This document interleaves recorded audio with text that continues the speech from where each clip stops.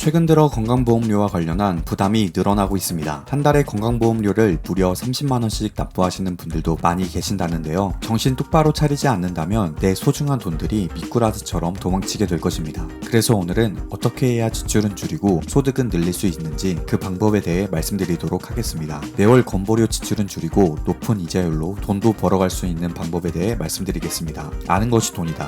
복지뉴스 넘버원 KBN 뉴스 지금 시작합니다.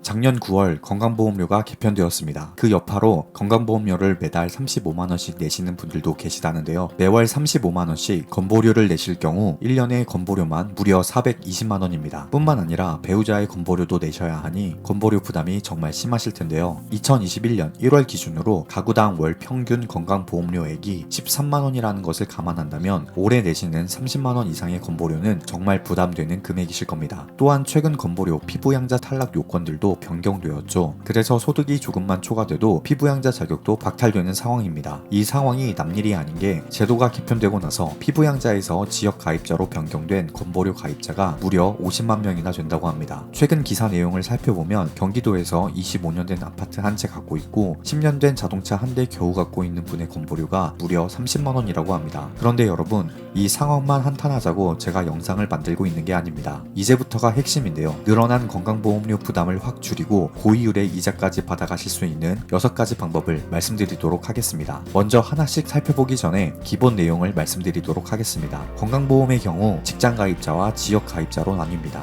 직장가입자는 건강보험료의 절반 금액을 회사에서 부담합니다. 지역가입자는 개인의 재산과 소득을 기준으로 보험료가 결정됩니다. 그런데 그 내용이 작년 9월 기준으로 개편이 되었는데요. 덧붙여 피부양자 자격까지 변경이 되며 문제가 쏟아지고 있습니다. 피부양자 소득 요건이 연소득 3,400만원 이하에서 2천만원 이하로 큰 조정이 이루어졌기 때문인데요. 여기서 더 큰 문제는 2천만원 이하 소득에 이자, 배당, 사업, 근로, 연금, 기타 소득이 포함되었다는 거죠. 여기서 문제는 이자 소득에 있습니다. 정기예금이나 은행 통장을 이용하게 되면 이자가 발생하죠. 금융소득 2천만원 이하로 조정이 되었으니 매월 167만원 이자가 발생하면 피부양자 자격 박탈됩니다. 또한 연간 이자와 배당 소득 1천만원이 초과된다면 전액 소득으로 잡히기 때문에 건강보험료가 부과됩니다. 그렇기 때문에 전략을 잘 짜셔야 하는데요. 지금부터 나가는 돈 붙잡고 들어온 돈 불리는 자세한 내용 하나씩 집어서 말씀드리겠습니다. 첫 번째로 가장 중요한 상품 먼저 말씀드리겠습니다. ISA 비과세 정기예금입니다. 상품명이 낯설어 어려우실 수 있는데 어려울 거 전혀 없습니다.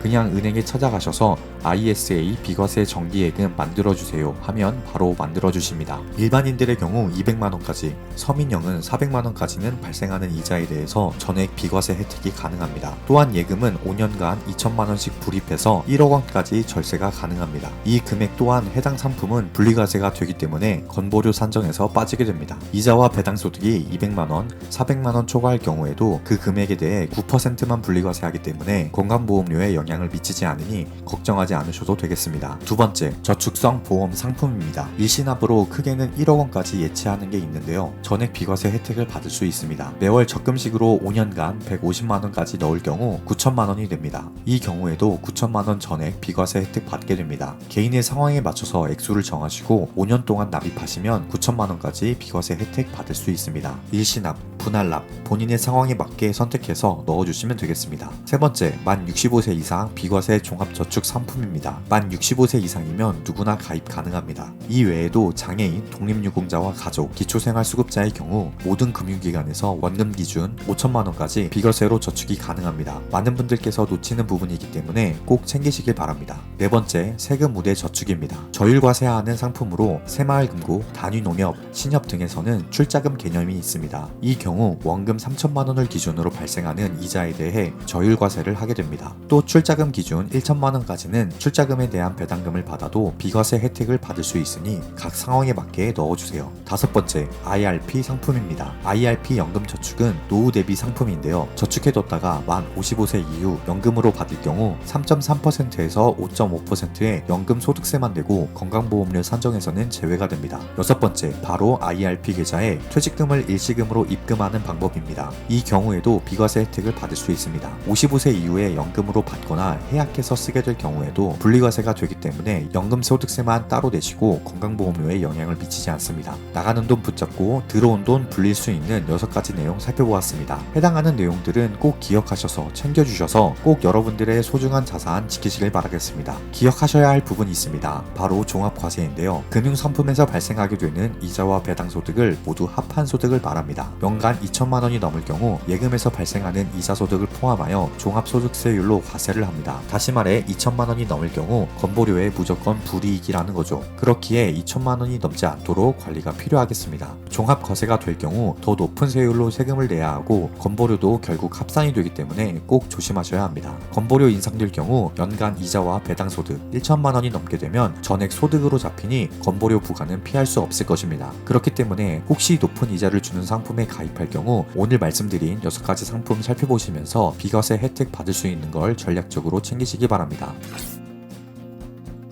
오늘은 우리 삶에서 정말 유용한 정보인 나가는 돈 붙잡고 들어오는 돈 불리는 6가지 방법을 살펴보았습니다. 피부양자 탈락도 피하기 어려운 지금 정신 똑바로 차리지 않으면 정말 큰일 날 텐데요. 오늘 말씀드린 6가지 상품 잘 확인하셔서 해당하는 내용들 꼭 챙기시길 바랍니다. 어려운 때에 유용한 정보를 가족, 직장 동료, 특별히 주변 어르신들께 공유해 주셔서 다 같이 풍족한 삶 살길 바라봅니다. 아는 것이 돈이다. 지금까지 복지뉴스 넘버원 KBN 뉴스 윤석호 기자였습니다.